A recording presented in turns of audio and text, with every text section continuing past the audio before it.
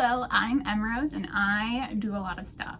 I'm a writer and artist, and here on this channel I talk about building and sustaining a creative life that works for you. Now, if you've been here before, you'll know that I'm an avid journaler. Journaling hugely informs my creative process. Today I'm going to be talking about a form of journaling that I use for my fiction writing that is honestly one of my favorite tools as a writer.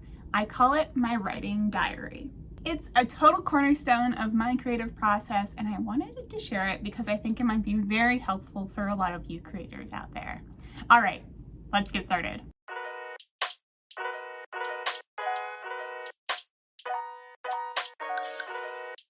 So what is my writing diary? I call it a tool, but it's really, it's a Google Doc. I have it pulled up here. It's a very long Google Doc that I use to express my feelings about my current writing project. Basically, it's a simple document where I type in the date and I write a little bit before and sometimes after each writing session. These are often free writes, and I just spit out all of my very messy, angsty, frustrated feelings about writing. This is an emotional outlet for me, basically. This is also a space where I articulate specific problems that I'm having with my draft. So if I'm trying to figure out character motivations, it often ends up here. If I'm trying to figure out why a plot point isn't working, I explain that it isn't working, and then I kind of go from there. In this space, in a very messy, no complete sentences, no grammar, no spelling, just like a long, messy document. It's basically a way of engaging with your own work in like a meta-textual way. It's all the extra stuff that doesn't end up in my fiction, but I'm still thinking about it up here. And I don't want to just keep it up here. I want it to be out on the page somewhere, because that is a very useful process for me. I also, when I'm drafting, I put my end of day word counts in here just as a little bit of a note to myself, so I know how much I wrote in each session. Hold on, I want to look up how long my writing diary for my current project is, because it's I've been scrolling through it for a really long time. Okay, total word count. Okay. So I am kind of like a words maximalist. All of my projects run long. And this writing diary is 16,000 words long. To put that in perspective, the draft I'm working on is about 100K. At one point it was 110K. It's over 10% of my book. So why do I use this writing diary, and why do I find it so helpful? First of all, for me, everything becomes a lot more real when I write it down. Like I said before, when things are just in my head, I'm not really able to track exactly what I'm feeling and thinking. Once I write a problem down, the problem becomes more real, but then the possibility of a solution also becomes a lot more real for me. And for me, I really need a space where I can work these things out in kind of a messy way. I've mentioned this before, but when I'm editing my work, when I'm putting actual notes to the page, I try to keep it really analytical, really solutions driven, and professional with myself. So I try to keep some of the messier and more negative emotions out of that space, but I do still need a space for catharsis, you know? All creators run into moments where they have very troubled relationships with their work, or they're feeling just pressure, angst, maybe they're blocked for some reason. And those aren't feelings that you can just ignore. Maybe there are times where it's not the best to engage with them. So for me personally, I cannot engage with those really intense negative feelings when I'm trying to make syntax good in a sentence, you know, that just bogs me down. But having a venting space, having a catharsis space is really productive for me. Now, I do really like having this writing diary as a searchable document. Even though it's kind of just like venti garbage sometimes, it can be useful for me to trace back previous problems I was having or certain ideas I was having about different characters or chapters and see how my ideas have progressed over time and maybe reincorporate some things I was mulling over in a very casual way several days ago. So I love being able to vaguely remember a certain writing session and go back and see my notes about it and have that as an additional resource to kind of jog my memory and keep the flow of words going. It's kind of like I'm leaving instructions or at least vague foretellings, prophecies for my future self. So I'm thriving in contradictions lately. This writing diary is where I put my chaos so that I can bring order to my writing projects. So let me show you some of the chaos, or that is, let me read you some of the chaos. Okay, the first thing that's funny about this is that I thought this draft was going to be 85,000 words long, and I thought I was going to finish last September of 2020. I finished in January of 2021 at 110K, so big difference there. There are so many beautiful words in here, such as literally not at the point of putting full sentences together right now. I'm bringing an enormous amount of emotions to this draft. I'm just constantly exhausted, undervalued, confused, and annoyed. The kind of emotions I want to celebrate in this draft are curiosity, persistence, foolhardiness, passion, discovery, friendships, found family, and love. The word acquiesce is in here just a bunch of times because I like the word acquiesce. And I read it in a novel and I put it in here. Anyway, been coming to words with so much baggage all week. I want to feel free as I near the end of this draft. I'm so excited for it, honestly. It's complicated and delicious and good.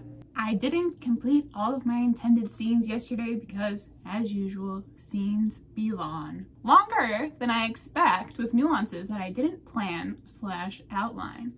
This is likely a good sign, but geez, books are long. Still a lot of work, but honestly, if I work on it non-stop over the next several days, I think I'm going to finish this draft this month. That was from November. I didn't finish it that month or the next month. Here's a little hint. Every time I suggest that I should work non-stop on something, I shouldn't work non-stop on it. That's not great for my mental health. There's one note in here that just says in all capital letters, Death Boat. And then it says, this is an idea for book 2. I no longer know what that means, but I love it. I love the energy. It's really interesting to see how many characters I didn't name at all in the first draft or who I've renamed or changed the spelling of their name since then. Yeah, there's a lot of like naming crises in this for some reason. Okay, another all caps one that says Smoke, my cat. Pictures. What a beautiful boy. But it says, Smoke is literally being so bad that I cannot write. Ugh. Another all caps. I give myself permission, spelled incorrectly, to write very badly. I set aside the emotions of the day and I write for 2 hours. This is just a list because I have a ceremony scene in my book and I was using high school graduation ceremonies as a major inspiration for the vibes of the ceremony in my book. So here's a great list. Okay, here's some weird stuff about graduation ceremonies. Music, uncomfortable clothes, strangers, inspirational speeches. Takes a lot of time and is honestly pretty boring. Disappointment, not feeling like this is meaningful at all. Being sweaty. Decorations that are bad. I love it. See, those ideas just couldn't stay in my head. They simply had to be written down for me to do anything with them. I laugh, but it's true. Like, making that list was really helpful for imbuing some more of those like unsettling, uncomfortable energies into that scene. Here's a good one. I just want this book to be saturated with weirdness. I just want it to be the story only I could tell, or whatever. I don't feel close enough to my feelings and desires and artistic sensibilities enough yet. Something is holding me back. I'm still using this right now. So I'm in the revision process. I'm not using it every single day, but when I encounter a problem that I just cannot wrap my mind around, I put down every single word that is crossing through my brain into this. So the most recent entry was about a scene rearrangement I was doing, and I just could not figure it out. By doing it, I had to write down some sort of meta ideas about where the scenes best fit and what I was going to need to do to make the transitions work after I moved them. So if you wanted to incorporate this into your creative process, where would you start? For me, I mostly just free write in this. Like, that is part of the embrace the chaos mode for me. But I do try to keep it to kind of a short amount of time, I would say. 10 minutes is kind of my hard limit because I do want to spend most of my time on the actual writing that I'm trying to get done. So sometimes I do 10 minutes before, sometimes I do before and after the writing session, and I just write whatever's on my mind. Sometimes it doesn't even have to do with the draft. There's a lot of stuff that I didn't read out loud that was just about my personal life, things that were happening that day, and it's interesting because those kind of intersected with how the writing session went, or the ideas I was thinking about through the fiction, actually. But if you do want some prompts, here are the ideas I often find myself working through in my writing diary, and kind of what I like to concentrate on in a meta way to influence my process and keep growing through kind of the struggly chaoticness of it all. So here's the first one. What baggage am I bringing to this writing session? Baggage was actually in one of the quotes I read out loud. I think that sometimes we are quite literally encumbered mentally by the stuff going on in our lives, and writing it down doesn't necessarily change that, but it kind of helps me be gentle with myself on days where life has been really hard. It kind of makes sense for writing to be really hard too. Second one here, what am I leaving for my future self to deal with in my next writing session? This is one that I like to do after I finish up, and it can help ease sort of the re-entry into writing if you just leave yourself a few notes about what you were feeling or what you were mulling over when you finished your last writing session. It can help sometimes if you're in the headspace too, just like leave a little roadmap for yourself for when you come back to your pages. Next prompt. Do I like how my process is working right now? This is where I think just about whether or not there would be anything I'd like to change about how I'm sitting down and writing. If there's anything that I am repeatedly, perhaps unconsciously doing that is frustrating me, this is kind of where I work it out. And I don't immediately try to change things here. It's just about the feelings, getting the feelings out. Similarly, is there a creative habit that I want to stop? Usually for me, this is comparison to other people's practices. That's the one that I really want to stop, comparing how fast I can go, comparing how often I can write, or the kinds of stuff I can write. I write about that quite often in this writing diary. My last prompt is one I completely love, and it's what is keeping me going on this project and how can I incorporate more of that as soon as possible? This question has gotten me out of so many of those like meandering plot lines that aren't like actually exciting me and definitely won't be exciting the reader. They're kind of just like bogged down in logistics. And sometimes just by asking yourself what you love about your idea can be so fruitful. And if you know you want to really write a kissing scene, sometimes it's fun to ask yourself, okay, how can I put a kissing scene in it, like as soon as possible? Or by contrast, if you're not a romantic, I really want to write a fight. I want to write a sword fight. All of a sudden you're thinking about where a sword fight might fit in a little bit sooner than you perhaps expected if you're stuck. It was actually so rewarding to read through this writing diary. I don't do a lot of reading back of my journals. I kind of find myself cringing a little bit, but it's so cool to see how far I've come. It's really interesting to see the kind of things I was struggling with at 30K versus 80K and all of that. It's also like, I realized how much I was dedicated to this, even when I was saying to myself, oh, I'm not meeting my goals. Oh, this is going a lot more slowly than I expected. I was writing almost every day. I was knocking out like 500 to 1,000 words between 8 p.m. and 10 p.m. during these times where I was really, really busy and I had so much going on to distract me.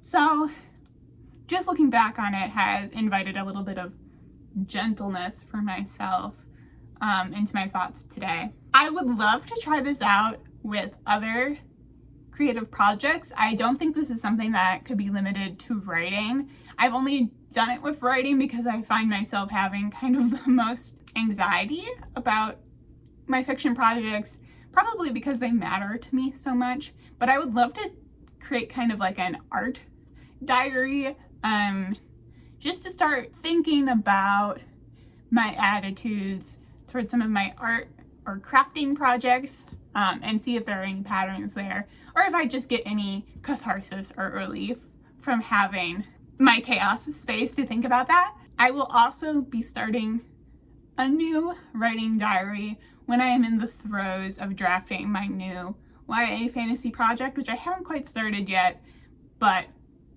it will be a separate document, and we'll see how long that one gets versus the draft. I wouldn't be surprised if it gets even longer than this one, because I am writing something that's it's going to be really challenging for me. It's super plotty. There are going to be all kinds of like little mysteries and hints that I need to figure out. Like I said, that will be like meticulous and orderly on the page, but there will be so much chaos behind the scenes for me. So this has been my writing diary. I hope you enjoyed coming along with me as I talk about this tool. I hope it kind of gave you some insights or thoughts about what you might do with your own creative process. And just in general, thanks for coming along with me for a chit chat and relax video. If you'd like to support me, you can follow me on Instagram, TikTok, and Twitter. I also have a Redbubble store where I sell my cute art, including little stickers, pride stickers, among many other designs, which I will be updating very soon. We'll have a launch soon. If you enjoyed this writing, this creativity tip here, if you could go like this video, I'd really appreciate it. And if you want to see more from me, please subscribe to the channel. I would love to reach 100 subscribers by my birthday, which is in mid-September. Kind of a big goal right now, but I love making these videos and I love reaching out to you. If you want to see more from me, subscribing is the best way to do that. And that is all for now. Until next time, this is Emrose. Thank you so much. Bye-bye.